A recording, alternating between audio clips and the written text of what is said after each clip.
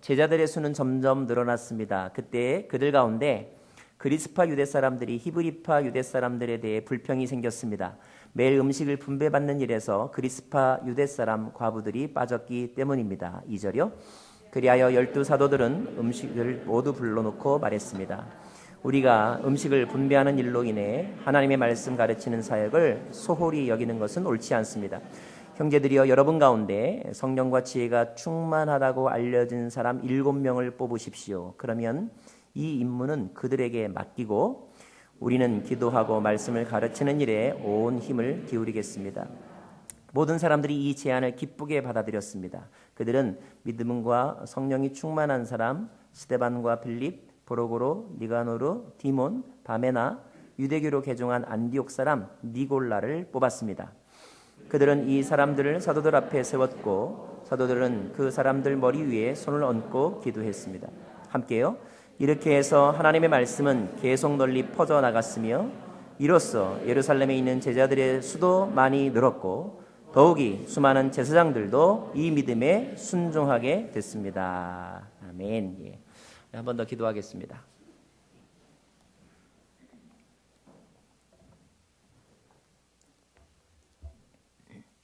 좋으신 하나님, 말씀을 읽고 또 말씀에 대하여 우리가 배우고 또 기억하고 말씀대로 살고자 하는 의지와 기회를 주시는 하나님을 찬양합니다. 이 시간에 성령께서 우리 모든 마음들을 다스려 주시고 전하는 자의 입술을 지켜 주시옵소서. 예수님 이름으로 기도합니다.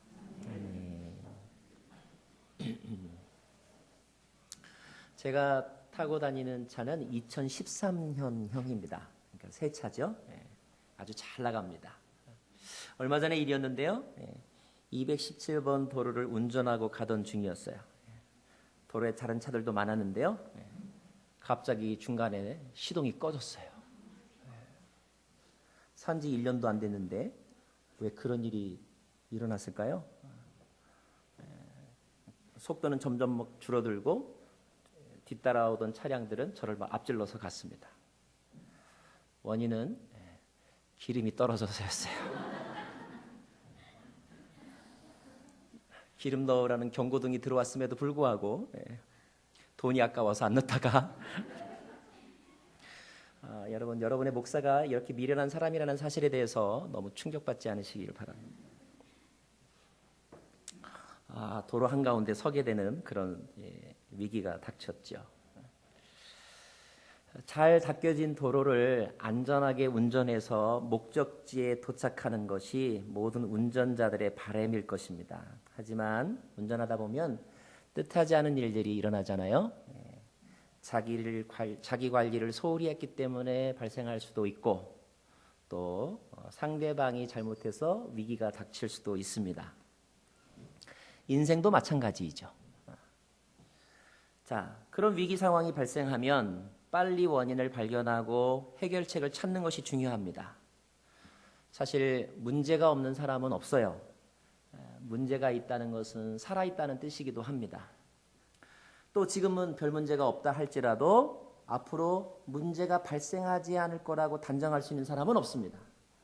돈 문제, 사춘기 자녀 문제, 친척 간의 재산 문제 등 얼마든지 일어날 수 있는 것이 문제들이죠. 이렇게 살아있는 모든 사람은 문제를 가지고 있고 또 문제를 앞으로 경험하게 될 것입니다. 자, 그렇게 문제가 있음에도 불구하고 그런데 어떤 사람은 실패하고 어떤 사람은 성공하거든요. 왜 그럴까? 그것은 문제의 크기 때문이 아니라 문제를 해결하는 능력이 있느냐 없느냐에 달려있는 거죠. 문제가 아무리 심각하다 할지라도 문제 해결의 능력이 문제보다 더 크면 문제는 더 이상 문제가 아닌 거죠. 오히려 그 문제 때문에 그 사람의 실력이 돋보일 수도 있고 또 그 문제를 풀어가면서 성숙해질 수도 있는 것입니다. 그래서 어떤 사람은 말하기를 문제는 우리를 성장시키는 도구이다. 이렇게까지 이야기를 하지요. 자, 여러분은 어떤 문제를 가지고 계십니까? 여러분, 문제를 없애달라고 기도하지 마시고 문제를 해결할 능력을 달라고 기도하시기 바랍니다. 교회도 마찬가지예요. 교회에도 문제가 많이 있습니다. 자, 지난주에 우리는 초대교회 리더십들 가운데 특별히 사도들에 관한 이야기를 함께 나누었거든요.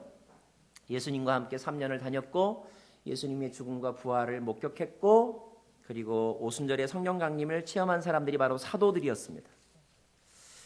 그 사도들은 특별한 은사를 가지고 복음을 전했죠. 또 고난당하는 것을 두려워하지 않았습니다.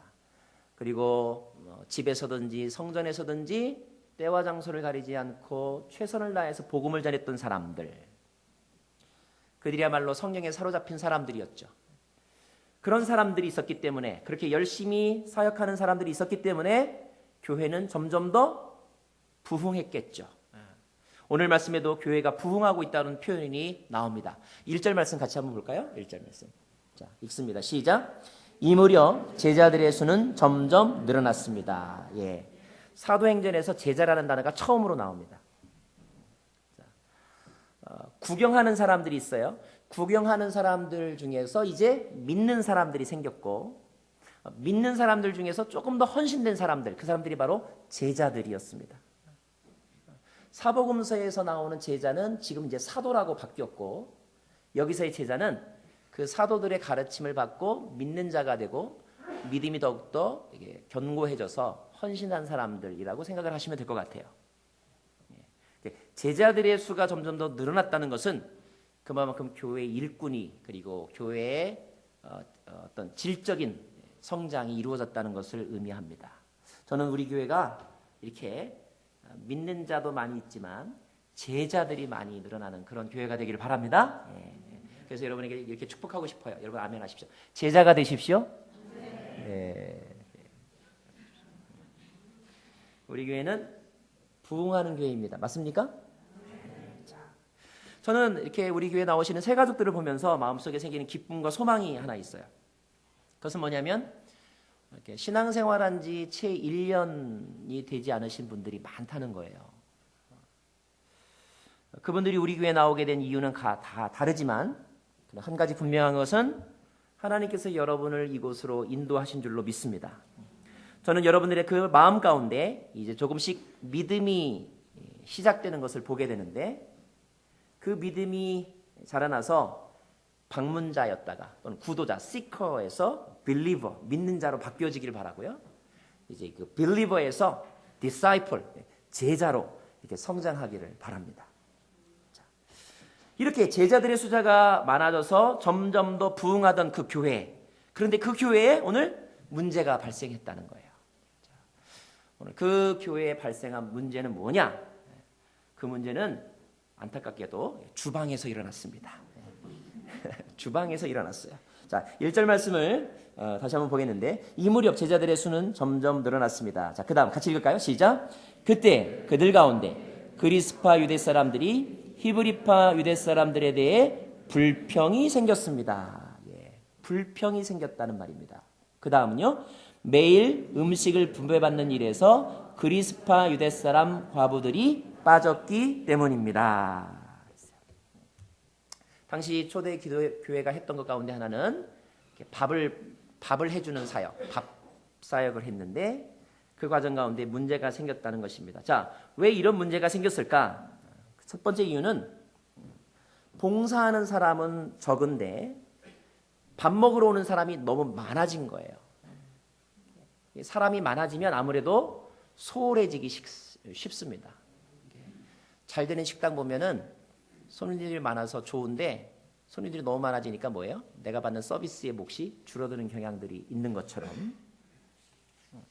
그래서 아마 이제 소홀히 하게 되는 현상이 어쩔 수 없이 생겨났던 것 같습니다.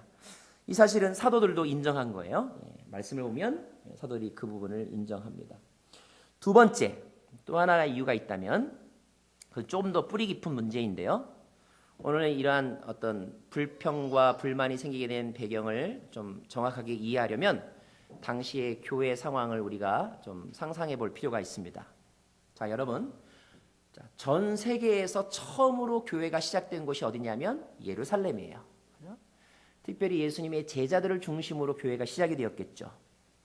그러므로 당시의 교인들의 교족부를 이렇게 파악해 보면 전부 다 예루살렘에 사는 유대인들이 거의 다였습니다.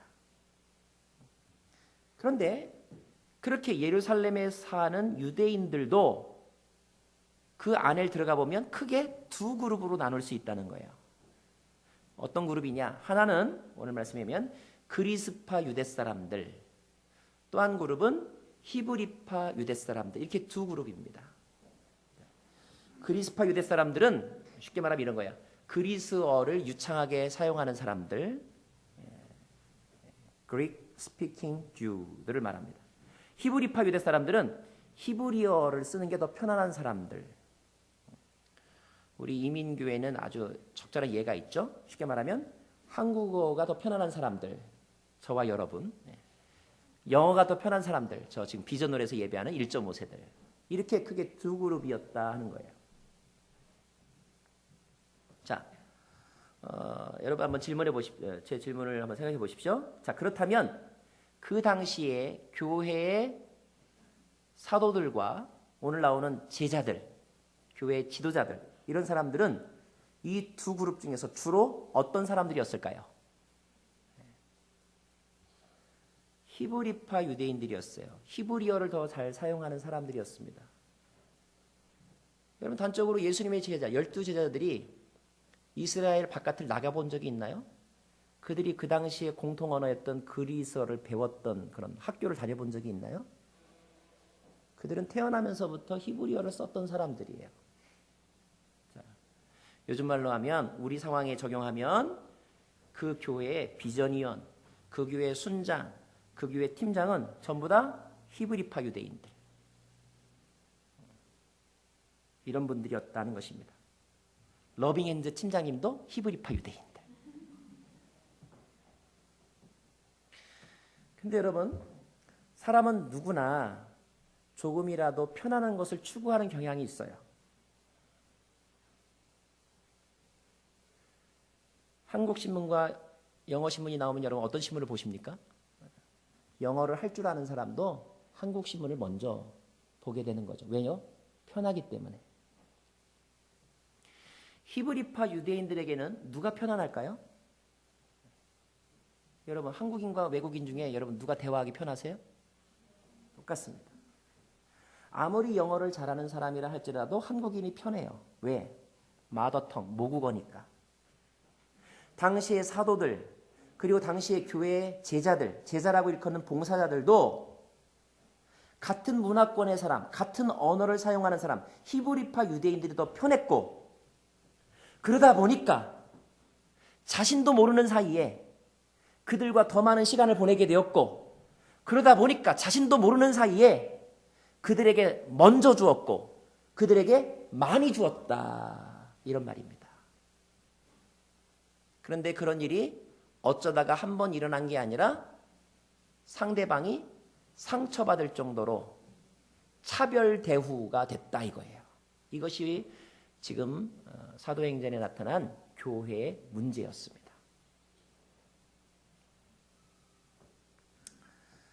한 가지 이런 생각을 해봅니다. 아, 우리는 사랑을 베푸는 데에도 그 순간에도 차별을 하는구나. 어쩌다가 떡이 생기면 그 떡을 가진 사람에게는 그 떡을 나누어 줄 수 있는 파워, 권력이라는 게 생깁니다. 물론 뭐 정치적인 권력까지는 아니지만 리차드 포스터라고 하는 사람이 쓴 책 중에 파워, 머니, 섹스라는 책이 있어요. 인간을 움직이는 굉장히 중요한 힘, 그것이 바로 권력에 대한 인간의 마음, 돈에 대한 인간의 마음, 그리고 성적인 것에 대한 인간의 욕구가 그 사람을 지배한다는 거예요. 교회에서 헌금으로 모아서 착한 일, 구제하는 일에도 그거를 나누어주는 사람에게는 뭐가 생겼어요? 권력이라는 게 생겼어요. 착한 일을 하는 사람에게도 권력이 있습니다. 자, 이 권력을 의도적으로 또는 실수로 잘못 사용할 수 있다는 것을 보여주는 거예요. 여러 가지 이유가 있겠죠. 그래도 가족이니까 떡 하나 더 주고, 아는 사람이니까 먼저 들어가게 해주고, 말이 안 통하니까 조금 나중에 이야기하고, 다른 민족이니까 대화를 좀 덜 하고. 히브리파 유대인들은 사용하는 언어가 다르다는 것 때문에 어색함을 느꼈고, 그 어색함이 결국 아주 사소한 거지만 뭘 하나 주고 안 주고에 영향을 주고 있다는 거예요. 그리고 그들은 이 어색함을 극복하기에는 아직은 너무나 연약한 사람들이었다는 것입니다. 문화의 차이를 넘어서기에는 아직 훈련이 부족한 사람들. 그들은 비슷한 사람들끼리 모이면 느낄 수 있는 편안함을 더 좋아했던 사람들이고, 그 편안함의 자리에 머무르기를 고집했던 사람들. 그 사람들이 어찌 이 성경에 나오는 히브리파 유대인들만의 이야기이겠습니까? 저와 여러분이 다 가지고 있는 성향입니다.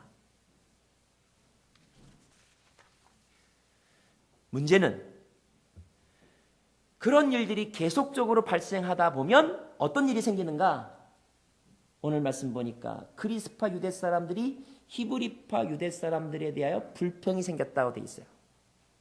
개인과 개인의 문제가 아니라 그룹과 그룹의 문제로 편가름이 만들어지기 시작했다는 뜻입니다. 분열이 시작되고 있다는 뜻이에요. 사도행전 6장에 나오는 초대교회의 가장 큰 문제는, 발생한 문제는 공동체의 분열이라는 위기가 닥친 것입니다. 교회가 가지고 있어야 될 특징 가운데 하나는 바로 하나됨, 유니티, 일치예요. 그런데 그 일치를 간직해야 될 교회 가운데 분열이 생겼습니다. 분열은 사탄이 하는 일이에요. 사탄이. 하나님은 하나 되게 하는 분이시고, 분열은 사단의 주특기입니다. 잘못하면 교회가 깨어질 수도 있는 거예요. 이 심각함을 여러분 아셔야 됩니다.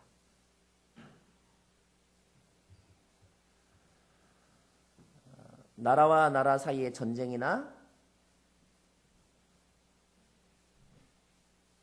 사람과 사람과의 싸움이나 처음부터 거창한 어떤 명제를 가지고 싸움을 시작하는 경우는 없습니다.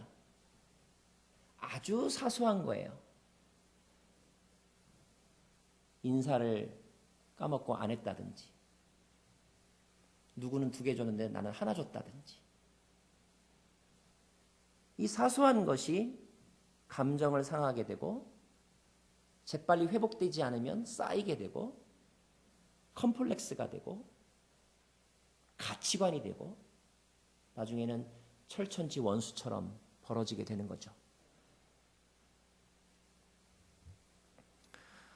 사도들은 이 문제를 어떻게 생각했을까요? 심각하게 생각했습니다. 그리고 이 문제를 해결하기로 결심합니다.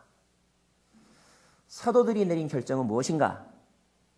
3절입니다. 3절. 3절 말씀 같이 보겠습니다. 시작.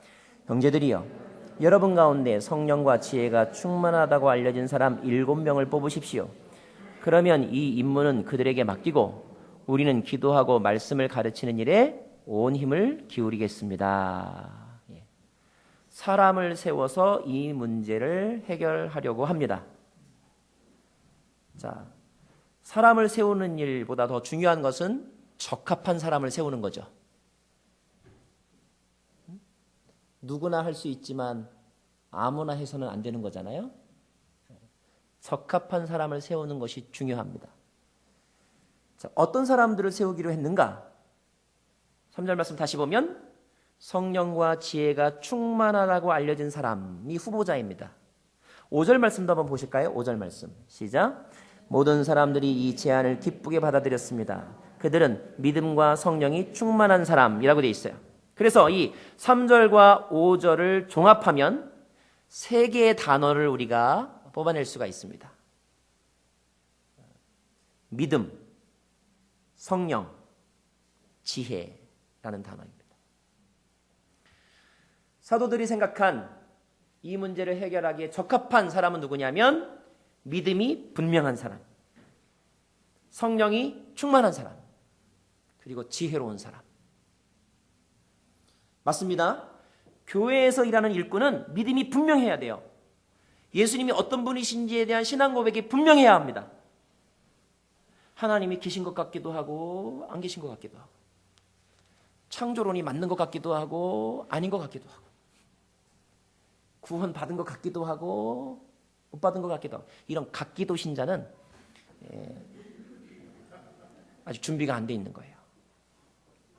두 번째, 성령이 충만해야 합니다. 성령은 하나님의 영, 성령은 예수님의 영이죠. 그러니까 예수님의 생각, 예수님의 성품으로 충만해야 된다는 거예요. 그런데 여러분 특별히 이 시기에 사람들의 마음속에 성령 하면 딱 떠오르는 그림은 무엇이었을까요, 여러분? 아마도 오순절 다락방에서 일어났던 그 사건을 사람들은 성령 하면 제일 먼저 떠올렸을 것 같아요.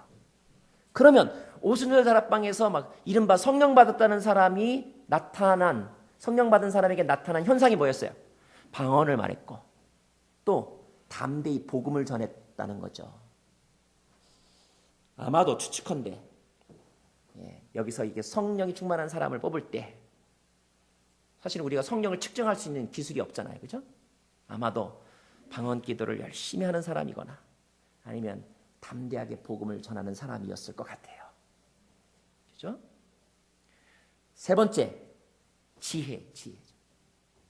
재능과 열정을 가지고 있음에도 불구하고 지혜롭지 못해서 잘못 사용해서 오히려 문제를 일으키는 경우들이 더러 있잖아요.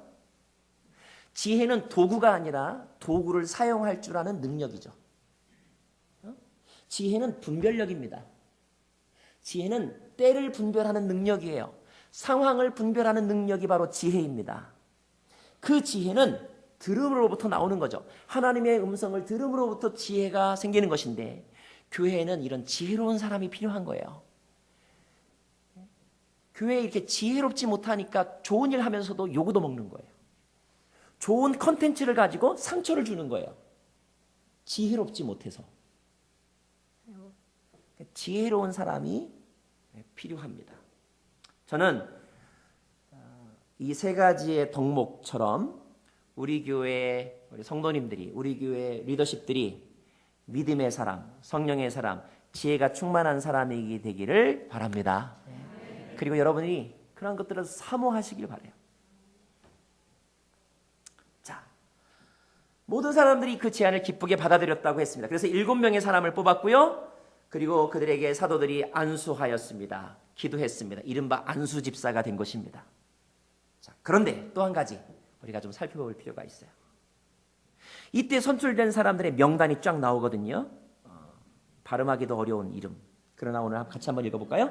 5절 말씀이죠. 5절 말씀. 같이 읽겠습니다. 그들은 믿음과 성령이 충만한 사람. 자, 스데반부터 시작. 스데반, 빌립, 브로고로, 니가노르, 디몬, 바메나, 유대교로 개종한 안디옥 사람 니골라. 이렇게 7명입니다. 저와 여러분은 그냥 똑같이 외국 사람인 것 같지만 그러나 연구하면 이 이름은 전부 다 그리스식 이름입니다. 그러니까 요즘으로 말하면 한국식 이름이 아니라 영어 이름이라는 뜻이에요. 영어 이름, 그리스식 이름을 썼다는 것은 이들이 전부 다 어떤 사람들이라는 거예요? 히브리파 유대인 아니면 그리스파 유대인? 그리스파 유대인이라는 뜻입니다. 그리스파 사람, 유대인 사람 7명을 세웠어요. 또 여기에 깊숙이 들어가면 그 중에 한 사람, 특별한 사람이 있습니다. 니골라는 유대인이 아니에요. 외국인입니다. 외국인. 네. 우린 그냥 통틀어서 7집사 하는데 엄밀하게 말하면 7집사 중에서 6명은 유대인이고 니골라 이 사람은 외국인. 그래서 골랐어요. 자,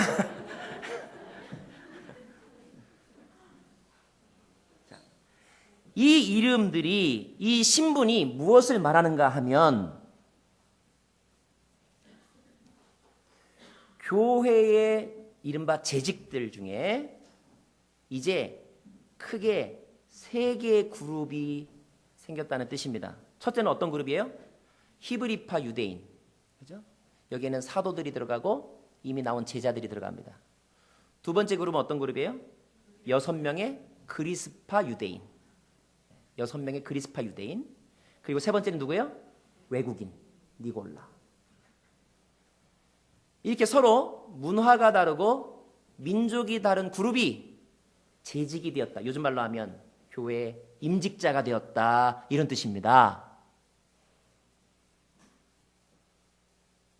더 요즘 말로 하면 다민족, 다문화 그룹이 되었다. 이런 뜻이에요.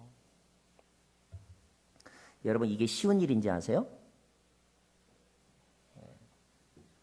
보통의 한인교회를 봐도요. 이게 결코 쉽지 않다는 것을 여러분 아실 수 있을 거예요. 자 보세요. 보통의 한인교회 임직자들은 거의 다 한인 1세들입니다. 맞죠? 한인 1세는 히브리파 유대인이에요. 한국말을 주로 하는 한국인들. 그런데 한인교회는 그런 분들만 나오지 않습니다. 영어가 편한 유대인들, 다시 말하면 그리스파 유대인도 있어요. 게다가 우리 프로이드 성도님처럼 외국인도 계세요.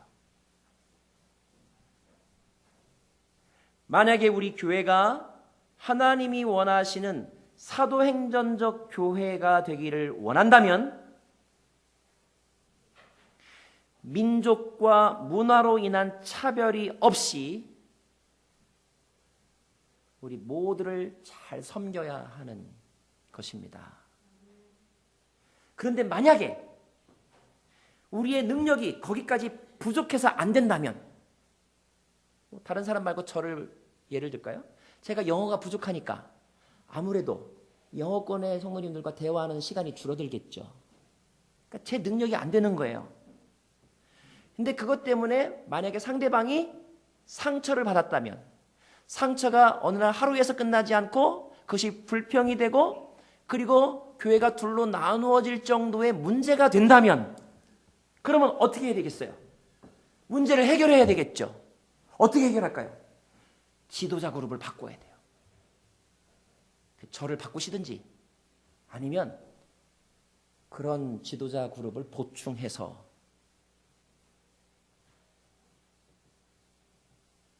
이 문제를 해결해야 하는 것입니다. 그래서 만약에 우리 교회가 오늘 말씀대로 한다면 우리 교회 비전위원 가운데는 한국어가 편한 우리 성도님들도 계셔야 되지만 이민인세 영어권 리더십 대표도 있어야 되고 또 외국인 대표도 들어와서 그렇게 보딩 멤버가 구성이 되어야 하는 거예요. 자, 문제는 우리의 마음속에 그렇게 할 수 있는 준비가 되어 있느냐 하는 것입니다. 자, 영어권의 교인들을 영어권의 대표자를 비전위원으로 세울 수 있는 준비가 되어 있는가? 제한된 비전위원의 숫자 가운데 그분이 들어오면 내가 자리를 내려놔야 되는데 내려놓는 것이 내가 하나도 불편하지 않은가? 혹시 여러분 어떤 특별한 행사를 본당에서 하고 싶은데 마침 그 시간이 영어 예배의 시간과 겹칠 때 보니까 영어 예배를 드리는 사람들의 숫자는 10여 명이 지나지 않으니까 그 예배 시간 장소 저쪽으로 옮기고 여기서 메인 프로그램을 해야 되겠다고 생각하고 있지는 않은가?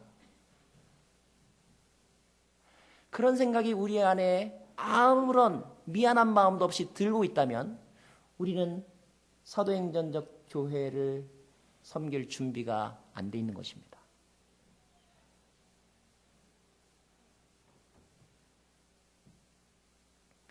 우리가 사도행전적 교회가 되려면 이런 문제들이 발생했을 때 또 그런 문제로 인하여 누군가가 힘들어할 때 한 번 더 살펴보아야 하고 성경적인 결정을 내려야 하고 그리고 지혜로운 방법을 찾아야 하는 것입니다. 그것이 하나님께서 원하시는 교회의 모습이기 때문에 그런 거예요. 비단 교회만 그럴까요? 사실은 가정도 그러하고 국가도 그러한 것이죠.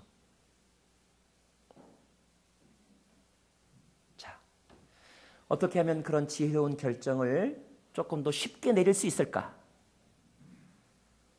이런 결정을 하게 된 데는 사도들의 결단이 있었습니다. 깊이 묵상하면 우리가 배울 수 있는 교훈이 있는데 3절과 4절 말씀을 다시 한번 보기를 원합니다. 2절부터의 말씀을 읽겠습니다. 2절 제가 먼저 읽겠습니다. 그리하여 12 사도들은 제자들을 모두 불러놓고 말했습니다. 시작. 우리가 음식을 분배하는 일로 인해 하나님의 말씀 가르치는 사역을 소홀히 여기는 것은 옳지 않습니다. 3절 형제들이여 여러분 가운데 성령과 지혜가 충만하다고 알려진 사람 7명을 뽑으십시오. 그러면 이 임무는 그들에게 맡기고 4절 우리는 기도하고 말씀을 가르치는 일에 온 힘을 기울이겠습니다. 무슨 뜻일까요?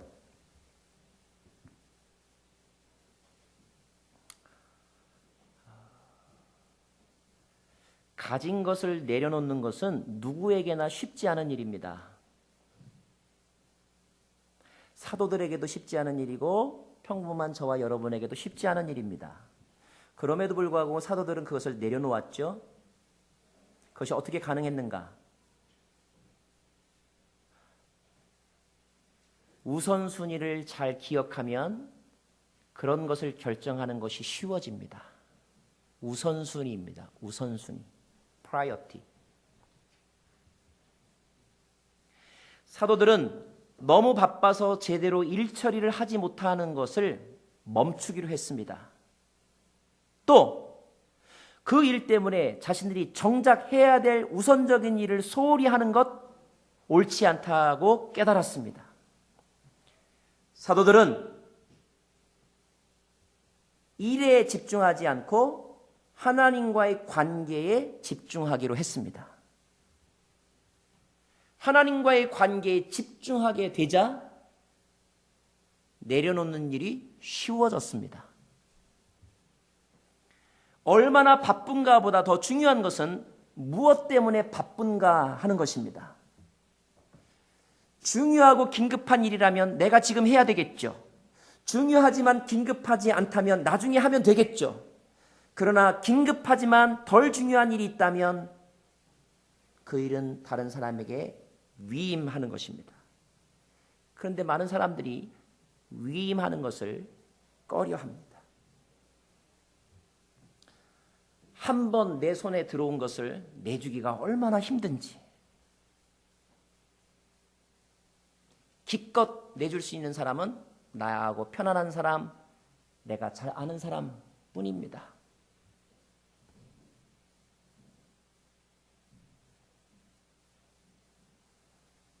사도들은 이런 일들이 생기는 것, 이 일 때문에 공동체가 깨어지는 것은 하나님이 원하시는 것이 아니라는 것을 깨달았고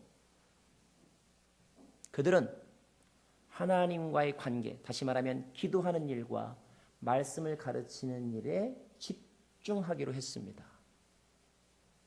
관심과 우선순위가 바뀌어지자 일들은, 문제들은 가벼워졌습니다.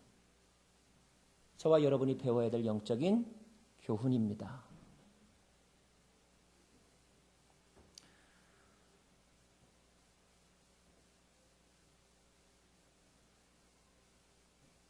정말로 중요한 일에 우선순위를 두면 나머지 일들은 쉬워지고요. 기득권을 내려놓는 일도 쉬워지고요. 방법을 A에서 B로 바꾸는 것도 쉬워집니다. 그런데 우리는 가끔 별일 아닌 것 가지고 목숨 걸고 싸우고요. 고집 부리는데 힘쏟고요. 상처받은 거 곱씹느라고 시간을 낭비하죠. 우선순위를 놓쳐버렸기 때문입니다.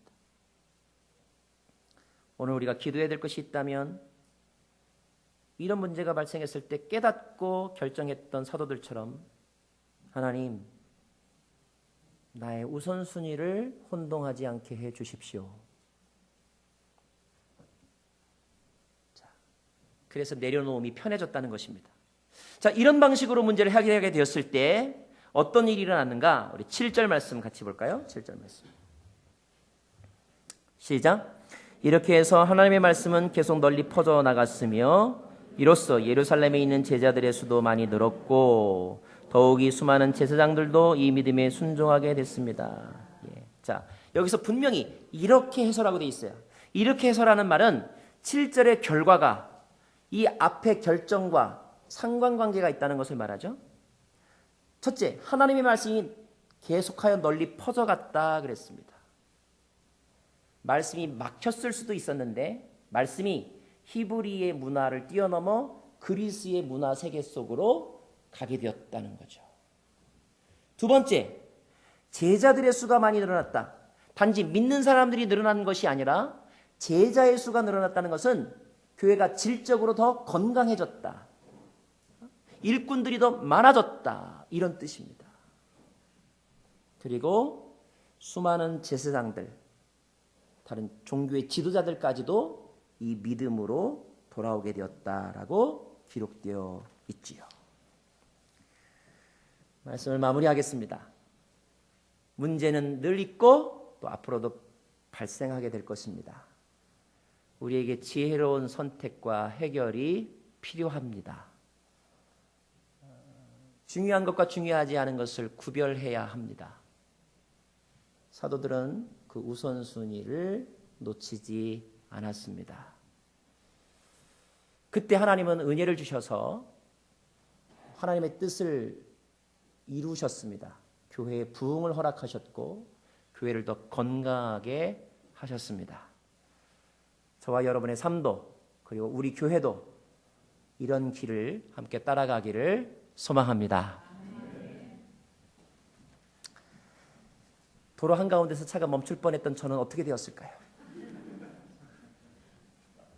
감사하게도요, 그 길이 내리막길이어가지고요, 안 멈추고 쭉 갔더니요, 주유소가 있더라고요. 그래서 주유소로 쏙 들어갔습니다. 아, 이런 얘기에 은혜를 받으시는군요. 네. 하나님께서 여러분의 문제도 해결해 주실 줄로 믿습니다. 기도하겠습니다.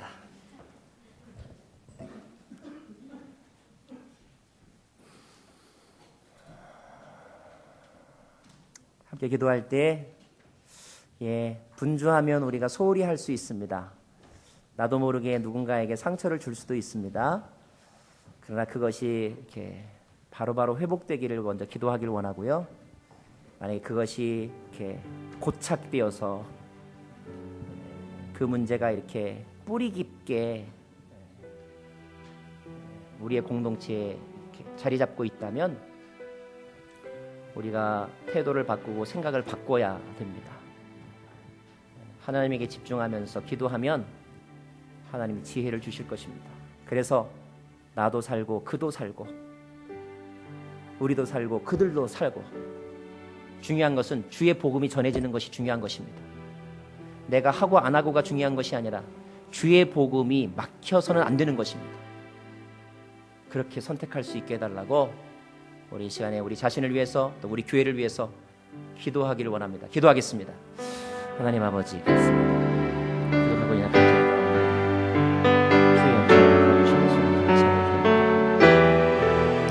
아버지 하나님, 자비와 긍휼을 주십시오. 하나님께서 우리의 영광을 받아주셔서 우리에게 일어나는 많은 문제들을 주님께 잘 해결해갈 수 있게 되기를 간절히 원하고 기도합니다. 하나님이여, 하나님, 우리 교회가 더욱더 부흥하기를 원하고 제자들의 수가 많아지기를 원하며 하나님의 말씀이 전파되어지기를 간절히 원합니다. 도와주십시오. 주님 도와주시길 간절히 원합니다. 은혜 베풀어 주시길 원하고 기도합니다. 성령 하나님이여, 성령 하나님이여, 주의 백성들이 그런 지혜와 은혜를 주시고 한 번 더 기도할 때에 믿음의 사람, 성령의 사람, 지혜로운 사람들이 이런 위기를 극복할 수 있는 것이죠. 하나님, 우리 교회 모든 성도들이, 우리 교회 집사님들이, 우리 교회 순장님들이, 우리 교회 비전위원들이, 우리 교회 교역자들이 믿음의 사람, 성령의 사람, 그리고 지혜로운 사람들이 되게 해달라고 이 시간 함께 간구하며 기도하고 또 중보하며 한 번 더 기도하겠습니다. 하나님 아버지, 그렇습니다. 믿음의 사람, 지혜로운 사람이 되기를, 성령의 사람이 되기를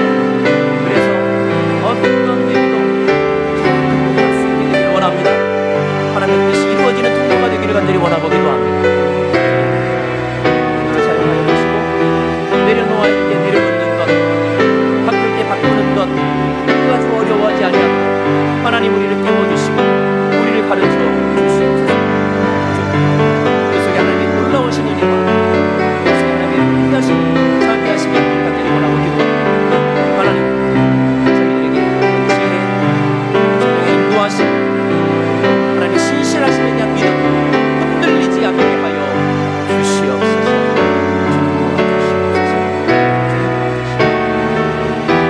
마지막으로 한 번 더 기도하기를 원합니다. 우린 참 다양한 색깔들을 가지고 있습니다. 삶의 경험이 다르고 신앙 교육을 받은 백그라운드도 다릅니다. 또 취미도 다르고 때로는 언어도 다르고 내가 편안한 것과 불편한 것들이 사람마다 다 다릅니다. 우리는 편안한 사람들과 더 자주 어울리려고 하는 자연적인 속성들을 가지고 있습니다. 그러나 성령은 때로는 그것을 뛰어넘으라고 말씀하십니다. 저는 이 다양한 사람들이 모여있는 이 교회, 그러나 그 다양함이 모자이크되어서 더 큰 아름다움의 재료들이 되기를 원합니다. 우리가 사랑으로 서로 연합하고 오직 하나님에게 집중하면 우리의 차이점은 특징이 될 것입니다. 개성이 될 것입니다. 그리고 우리를 확장시키는 발판이 될 것입니다. 우리에게 필요한 것은 얼마나 많은 사람들을 품어 안을 수 있는가 하는 것입니다. 우리의 사역이, 우리의 마음이, 우리의 얼굴 표정이 할 수만 있는 대로 모든 사람을 향하여 열려 있을 수 있도록, 벽이 낮아질 수 있도록 우리 그렇게 기도했으면 좋겠습니다. 그런 우리의 사역이 되게 해달라고 기도했으면 좋겠습니다. 그런 우리 교회가 되게 해달라고 기도했으면 좋겠습니다.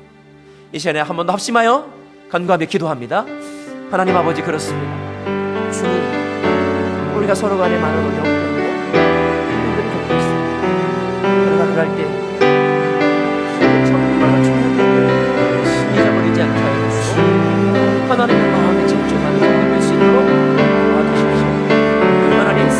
하나님 안에서 모두가 형제이며 하나님 안에서 우리는 모두가 가족이며 하나님 안에서 우리는 주님의 자녀이며 일꾼이며 손이며 발이며 인사를 받은 자인 것을 기억합니다. 주님, 하나님보다 크신 분이 없고 하나님만이 가장 위대하신 분이시고 주님, 그런 마음과 사랑하는 대로 받으시고 하나님을 향하여 서게 하여 주시옵소서. 주님을 찬양합니다. 주님께 집중합니다. 주님을 마음에 품습니다. 주님을 경배합니다. 주님을 따릅니다. 주여, 우리에게 주님을 주시옵소서.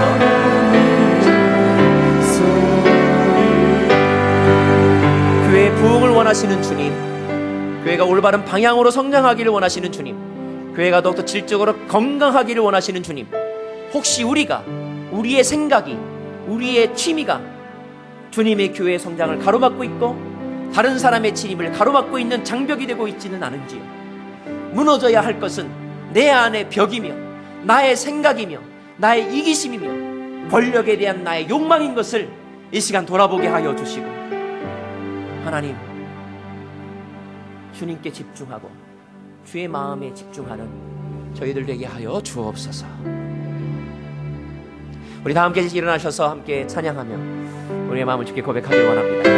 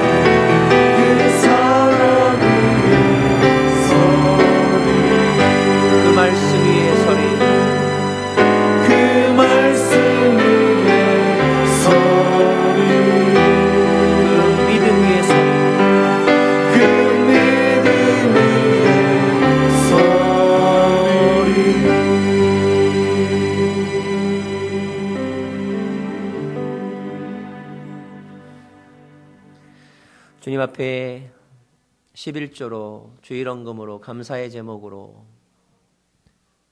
주님의 것을 돌려드리며 은혜의 마음을 고백합니다. 감사드립니다. 감사하는 영혼들이 더욱더 많아지게 하시고 마음이 평화로운 사람이 더욱더 많아지게 하여 주옵소서. 전쟁과 테러가 끝나게 하여 주옵소서. 폭압과 독재 세력들이 끝나게 하여 주옵소서. 진정한 샬롬이 이 땅 가운데 가득하게 하여 주옵소서. 예수님의 이름으로 기도하옵고 이제는 주 예수 그리스도의 은혜와 하나님 아버지의 크신 사랑과 성령님 깨닫게 하시고 해결을 하게 하시는 놀라운 은혜의 역사가 장벽을 무너뜨리고 상처를 회복하며 하나됨의 공동체, 말씀의 행진을 계속하기를 원하는 주의 백성들 머리머리 위에 이제로부터 영원토록 함께 계시기를 간절히 축원하옵나이다.